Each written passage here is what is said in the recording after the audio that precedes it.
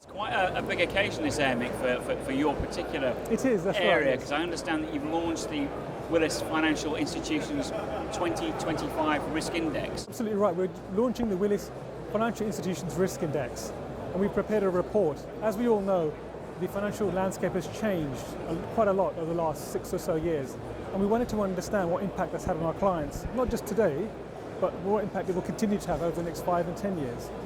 To that end, we've identified 6 megatrends which we think have shaped the financial landscape. Some of the trends are regulatory changes in complexity and the impact that technology is having. The other trends are illuminated in the report. What we wanted to do was understand what impact those trends are having, and we've also identified risks that are associated with those trends. The trends are at a macro level, and they tend to cause or amplify risks. Having identified the trends and having identified the risks that are associated with the trends, we then interviewed 150 members of financial institutions from around the globe, ranging from insurers, reinsurers, banks, investments, houses, and asset managers. We've compiled all of those results into a risk index, which you'll find inside the report.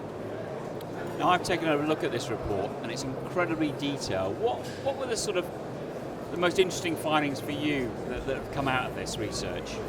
I think the most interesting finding for me was the way that the megatrends ranked. As I said, we identified 6 megatrends, and we were able to look at those on a global basis. What was most interesting was the trend that ranked number 1, be it in the Americas, in Europe, Middle East, or Asia Pacific, was the impact that regulation is having across the board. That is the number 1 trend across the board. I think that's been our most interesting finding. Okay, and this report's also forward-looking over the next decade, isn't it? So what can FIs expect as the key risks in that timescale? What we found that's been so interesting about the report is that the FIs at the moment aren't fully appreciating the risk that the outflow of talent can have upon them.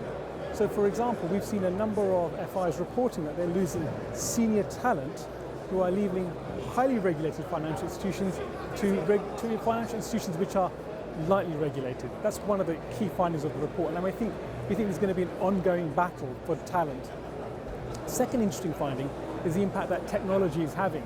One would have expected cyber risk to be the number 1 risk, but in fact, when we spoke to our C-suite respondents, they identified that the ongoing costs with IT infrastructure was the most significant risk that they faced. I think we can't underestimate the importance that technological changes are going to have on the financial institutions world, not just in terms of the risks that they create, but the opportunities that they create and the way that they're going to shape financial institutions going forward. So, for example, at the moment we're seeing crowdfunding, for example, we're seeing mobile payments, we're seeing all of these new financial disruptors which are changing the financial landscape, and we can expect to see more of that over the next 5 and 10 years.